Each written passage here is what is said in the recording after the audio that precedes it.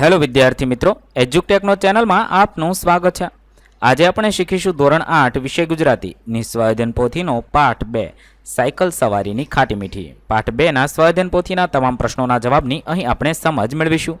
આ વિડીયોની પીડીએફ જોઈતી હોય તો તમે વિડીયોના ડિસ્ક્રિપ્શનમાં આપેલી એપ્લિકેશનની લિંક પરથી મેળવી શકશો। તો ચાલો શીખીએ પાઠ 2 સ્વાધ્યાયન પોથી।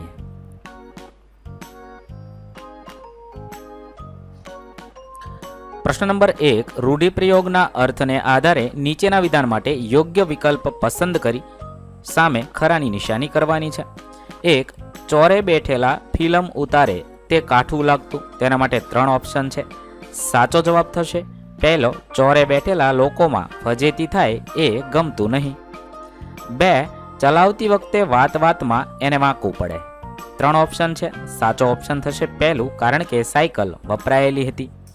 त्यारबाद 3 जोखम ने भरी पीवानी तैयारी होय। 3 ऑप्शन छे। साचो जवाब थशे छेल्लो, मुश्केलीओथी गभरावानुं नहीं। 4 साइकल क्यारेक दगो दई दे, तेनो मतलब थशे ध्यान राखवा छतां नीचे पछाड़ी दे छे। त्यारबाद 5 साइकल बापड़ी थई जाय। साचो जवाब थशे पंक्चर पड़ता साइकल नकामी बनी जाए। त्यारबाद प्रश्न नंबर 2 आपेला फकराने वाँचो अने साइकल पोते बोलती होय एम फरीथी लखवानो छे। अहींया छे एक फकरो आपेलो छे, ते फकरो वाँचवानो छे, समजवानो छे अने साइकल पोते बोलती होय ते रीते फकरो लखवानो छे। तो लखी शकाय, गामडाना रस्ता काचा खाड़ा खड़ियावाळा, हूँ उत्साह कशाने गणकारूं नहीं, पण हूँ बधुं अनुभव तो करूं ज। धूळना धप्पामां मारुं पૈડું एवुं डूबे के हेन्डल कयुं न करे, क्यारेक मारुं पૈડું हठाग्रह करीने ऊंधું फरीने ऊभું रहे। આવી રીતે સમગ્ર ફકરો જેવી રીતે સાયકલ બોલતી હોય એવી રીતે લખવાનો છે। ત્યારબાદ પ્રશ્ન નંબર 3 નીચેના શીર્ષક પરથી 10-12 વાક્ય લખો। મારી પહેલી સાયકલ સવારી। વિદ્યાર્થી મિત્રો, અહીંયા તમે પહેલી વાર સાયકલ સવારી કરી હોય ત્યારે તમને કેવો અનુભવ થયો હતો તે અહીંયા લખવાનું છે। મેં અહીંયા 10-12 વાક્ય લખ્યા છે, તમે તમારી જાતે બીજા 10-12 વાક્ય લખી શકો છો।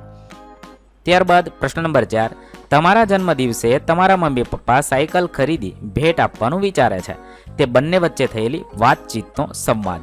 તમારા મમ્મી પપ્પા તમને સાયકલ આપવા માંગતા હોય તો કેવી વાતો કરી હશે તે લખવાનું છે। મમ્મી કહે છે આવતા મહિને આપણા દીકરા અથવા દીકરીનો જન્મદિવસ છે, યાદ છે ને? ત્યારે પપ્પા કહેશે અરે યાદ જ હોય ને। મમ્મી કહેશે ભેટમાં શું આપવું જોઈએ, કંઈ વિચાર્યું છે? પપ્પા કહે છે સાયકલ। તો મમ્મી કહેશે ખૂબ સરસ વિચાર છે, તે તો ઘણી વખત સાયકલની વાત કરતો હતો। તો પપ્પા કહેશે હા, હવે તેના બાલમિત્રો સાથે સાયકલ લઈને શાળાએ જશે। મમ્મી કહેશે આપણે કેટલા રૂપિયા સુધીની સાયકલ ખરીદીશું? પપ્પા કહેશે અંદાજે 5 થી 7 હજાર સુધી ચાલે। વિદ્યાર્થી મિત્રો, અહીંયા તમારી જાતે તમારે સંવાદ લખવાનો છે। મેં અહીંયા જે સંવાદ લખ્યો છે એ જ સંવાદ લખવો જરૂરી નથી, તમારે તમારા મમ્મી પપ્પા કેવી વાતો કરી શકે છે તેવો સંવાદ અહીંયા લખવાનો છે। વિદ્યાર્થી મિત્રો, આ સંવાદ માત્ર નમૂનારૂપ છે। ત્યારબાદ પ્રશ્ન નંબર 5 તફાવત લખો। મોટરસાયકલ અને સાયકલ વિશે। પેટ્રોલ જેવા ઈંધણ ઉપર મોટરસાયકલ ચાલે છે, જ્યારે સાયકલ માનવીય શક્તિથી ચાલે છે। ગતિ વધુ હોય છે, સાયકલની ગતિ ધીમી હોય છે। મોટરસાયકલની કિંમત વધારે હોય, સાયકલની કિંમત ઓછી હોય। મોટરસાયકલ પ્રદૂષણ કરે છે, સાયકલ પ્રદૂષણ કરતી નથી। મોટરસાયકલ ચલાવતી વખતે વ્યાયામ થતો નથી અને સાયકલ ચલાવવાથી કસરત સારી થાય છે। ત્યારબાદ પ્રશ્ન નંબર 6 પ્રશ્નના ઉત્તર લખો। 1 ગામડાના રસ્તા પર સાયકલ ચલાવવામાં શી મુશ્કેલી પડતી હોય છે? ગામડામાં અસમતલ અને ઉબડખાબડ રસ્તા પર સાયકલ ચલાવવી મુશ્કેલ બને છે। રસ્તાઓ પર પથ્થરો કે ઝાડના કાંટા હોવાથી ટાયર પંક્ચર થવાનો અથવા ફાટી જવાનો ભય રહે છે।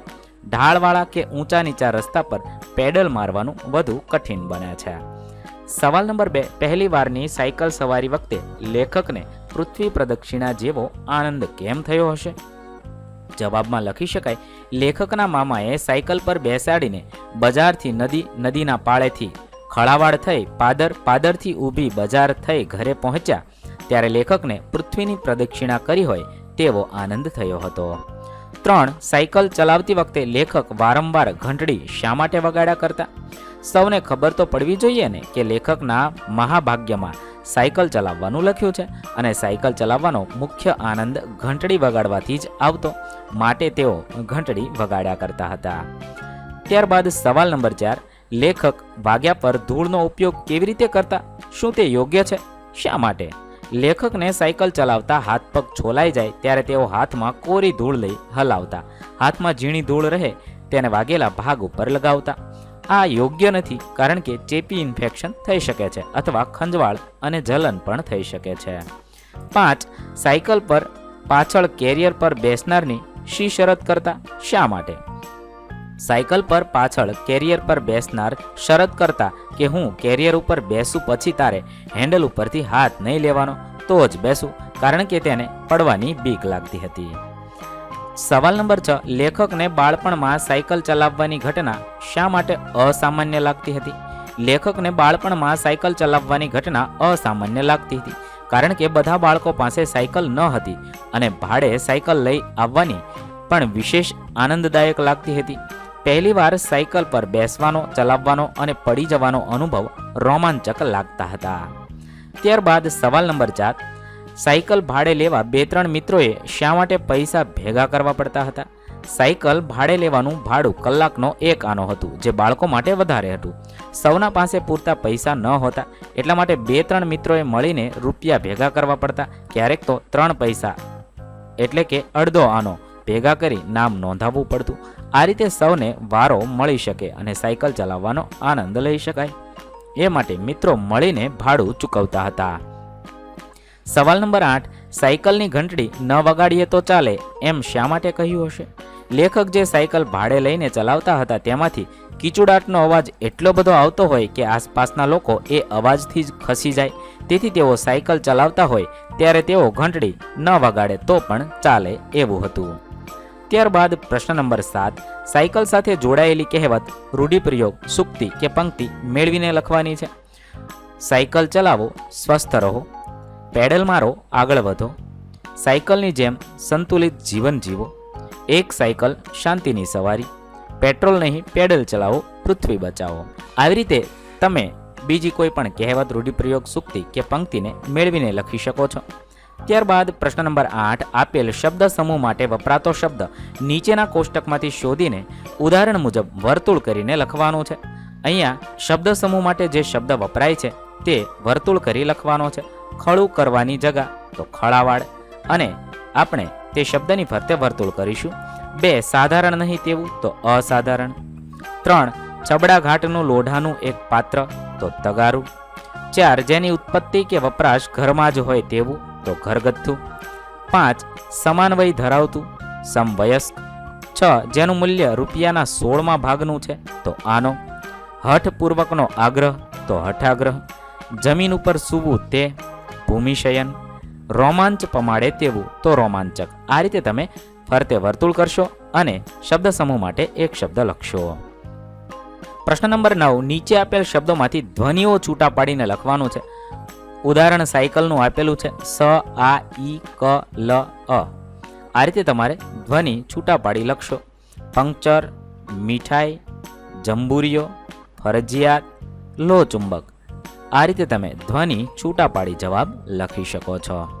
ત્યારબાદ પ્રશ્ન નંબર 10, તમારા વિસ્તારની સ્થાનિક બોલીમાં વપરાતા શબ્દો લખી તેનો વાક્યમાં પ્રયોગ કરવાનો છે. બાપા તો પિતા, મારા બાપા ખેતરે ગયા છે. 2, ભાઈબંધ તો મિત્ર અથવા દોસ્ત, આ મારો ભાઈબંધ છે, અમે નાના હતા ત્યારથી ભેગા છીએ. 3, ભેગું તો સાથે, ચાલો આપણે ભેગા જઈએ. 4, ગોતવું તો શોધવું, હું મારી વસ્તુ ગોતું છું. 5, ખોરડું તો નાનું ઘર અથવા ઝૂંપડું, ગામડામાં એનું ખોરડું છે. ત્યારબાદ પ્રશ્ન નંબર 11, એકમના આધારે કારણ આપો. પેટમાં શેરડા પડી ગયા કારણ કે સાયકલ નદીના પાળ પછીના ઢાળમાં દોડતી રહી અને આ અનુભવ રોમાંચક અને ઉત્સુકતા ભર્યો હતો. 2, દરેક સાયકલનું એકાદ અંગ ઘવાયેલું હોય કારણ કે જવાબ થશે એ સાયકલો સૌ નવી નહોતી પણ સાવરકુંડલામાં વપરાઈને જૂની થઈ ગયેલી સાયકલો હતી. 3, હનુમાન દાદાને મનોમન ભલામણ થતી કારણ કે સાયકલ ભાડે લેવાનો વારો લાંબો લાગતો હતો અને ઘડિયાળનો કાંટો જલ્દી આગળ વધે તેવી ઈચ્છા ઉત્પન્ન થતી હતી. 4, લોખંડના દાંડિયા પર બેસવું અનુકૂળ નહોતું કારણ કે તે કઠણ અને અસલામત હતું જેનાથી શરીરે દુઃખ થતું હતું. 5 સાયકલવાળો ટ્યુબમાં હવા ભરી તગારાના પાણીમાં બોળે, કારણ કે ટ્યુબમાં પંક્ચર કયા સ્થાને છે તે જાણવા માટે હવામાંથી બબૂકા એટલે કે બડબડિયા નીકળે છે કે કેમ તે જોઈને. પ્રશ્ન નંબર 12, જાહેરાતના આધારે પ્રશ્નોનું નિર્માણ કરો. અહીં એક જાહેરાત આપેલી છે, સલામત સાયકલ સ્ટોર, જૂની સાયકલ આપી મેળવો બેસ્ટ ભાવ અને નવી સાયકલ લઈ જાઓ હોલસેલમાં.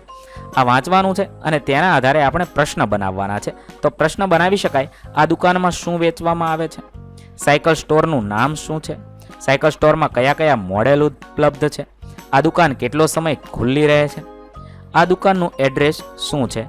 આના સિવાયના તમે તમને મનગમતા બીજા પ્રશ્ન પણ બનાવી શકો છો. અહીં આપણા પાઠ 2ના સ્વાધ્યાયન પોથીના પ્રશ્નોના જવાબ પૂર્ણ થાય છે. વિદ્યાર્થી મિત્રો, ધોરણ 8ના ગુજરાતી વિષયના તમામ પાઠની સ્વાધ્યાયન પોથીના પ્રશ્નોના જવાબના વિડીયો આપણી ચેનલ પર ઉપલબ્ધ છે, જે તમે ધોરણ 8 ગુજરાતી સ્વાધ્યાયન પોથી ન્યૂ નામના પ્લેલિસ્ટમાંથી મેળવી શકો છો. પ્લેલિસ્ટની લિંક વિડીયોના ડિસ્ક્રિપ્શનમાં પણ આપેલી છે, તથા આપેલા પાઠની જો તમારે પીડીએફ જોઈતી હોય તો તમે વિડીયોના ડિસ્ક્રિપ્શનમાં આપેલી એપ્લિકેશનની લિંક પરથી મેળવી શકો છો. વિદ્યાર્થી મિત્રો, આપેલા વિડીયોની જો તમારે પીડીએફની જરૂર હોય તો તમે આપણી એપ્લિકેશન સ્માર્ટ સાથી પરથી મેળવી શકશો. વિદ્યાર્થી મિત્રો, આપણી એપ્લિકેશન સ્માર્ટ સાથી પ્લે સ્ટોરમાં આવી ગઈ છે, જેની અંદર તમે બધા વિભાગ જોઈ શકો છો. તેની અંદર વિવિધ ધોરણ છે. ધોરણ ઉપર ક્લિક કરતા વિવિધ વિષય ખુલશે. વિષય ઉપર ક્લિક કરતા તેની અંદર આવતા પાઠ ખુલશે. તેની અંદરથી તમે પાઠ્યપુસ્તક પણ ડાઉનલોડ કરી શકો છો.